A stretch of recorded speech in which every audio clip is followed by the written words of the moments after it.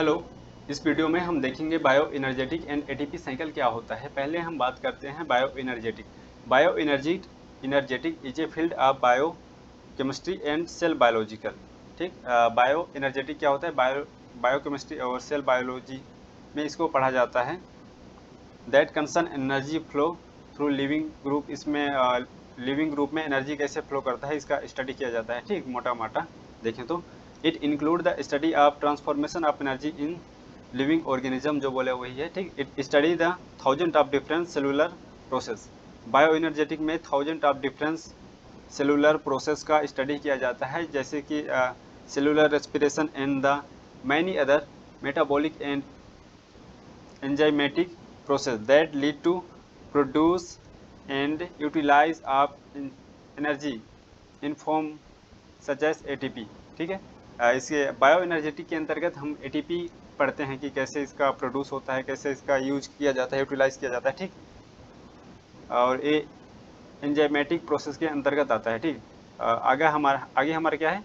That is that is goal of bioenergetic is to describe how living organisms acquire and transport energy in order to perform biological work। ठीक, bio energetic का गोल क्या होता है कि living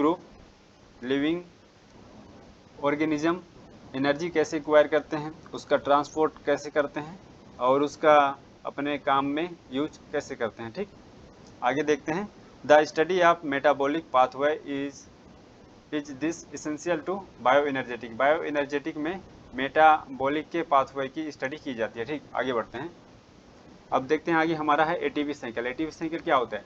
तो the cyclic transformation of ATP to ADP. क्या होता है? एटीपी पहले एडीपी में बदलता है एंड देन अगेन एटीपी में बदलता है। ठीक, इस टर्म ऐसा एटीपी साइकिल, इसी टर्म को हम क्या बोलते हैं? एटीपी साइकिल बोला जाता है।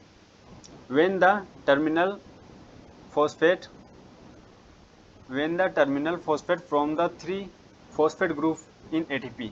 टर्मिनल फॉस्फेट यानी कि जो अम्तिन के फॉस्फेट है इसकी बात कर रहा है। ठीक, यहाँ पर देखो ध्यान से।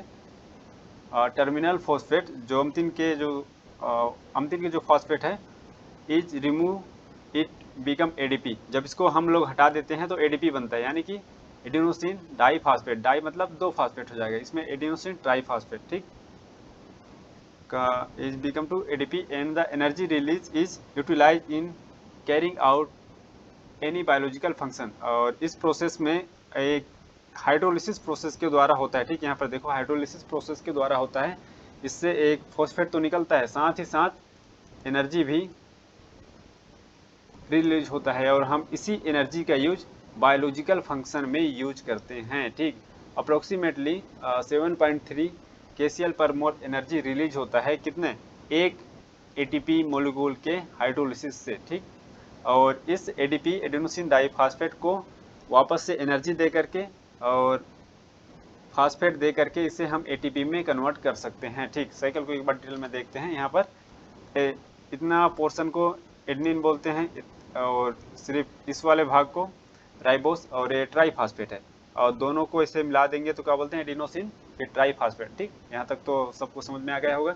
फिर जब इसका हाइड्रोलिसिस कराया जाता है तो फॉस्फेट बाहर निकल जाता है, साथ में एनर्जी भी बाहर निकलता है, और इसी एनर्जी का यूज हम लोग बायोलॉजिकल फंक्शन के तौर पे करते हैं। ठीक, और ये एडीपी बनता है। एटीपी में फिर अगेन हम फूड से जो मिलता है एनर्जी उसका यूज करके, फॉस्फेट का यूज करके हम इसे एटीपी में यानी कि एनर्जी स्टोर के तौर पे यूज कर सकते हैं। अब इसके स्ट्रक्चर की बात करते हैं। तो स्ट्रक्चर ऑफ एटीपी तो देख लो यहाँ पर इस भाग को जो नीला दिख रहा है ना, इसको एडनिन बोला जाता है। नाइट्रोजनस बेस होता है। इसका स्ट्रक्चर कैसे होता है आप इसमें क्लियर देख सकते हैं। इस टाइप से आपको बनाना है। और ये जो बैगनी कलर में है यह राइबोस होता है, और ये नारंगी कलर वाला फॉस्फेट है। ठीक, और एक मिनट में कलर चेंज करता हूँ। अगर हम ये दोनों को मिला दें तो ये होता है एडेनिन कहलाता है। ठीक, अगर इसको मिला देते हैं तो एडिनोसिन बोला जाता है। इस दोनों को मिला देंगे तो एडिनोसिन, एडिनोसिन, ठीक। अगर इसका फास्फेट ग्रुप का हम एक फास्फेट को लेते हैं यहाँ से और इस एडेनिन ग्रुप को, तो क्या बोलेंगे हम लोग? एडिनोसिन मोनो फास्फेट, ठीक, AMP हो जाएगा। अगर हम जब दो फास्फेट ग्रुप लेंगे और एडिनोसिन को भी मिलाएंगे तो क्या हो जाएगा? Adenosine diphosphate. जब हम इस पूरे स्ट्रक्चर की बात करते हैं यानी तीनों फास्फेट को मिला देते हैं तो ये हो जाता है ATP, adenosine try phosphate. Okay, thank you.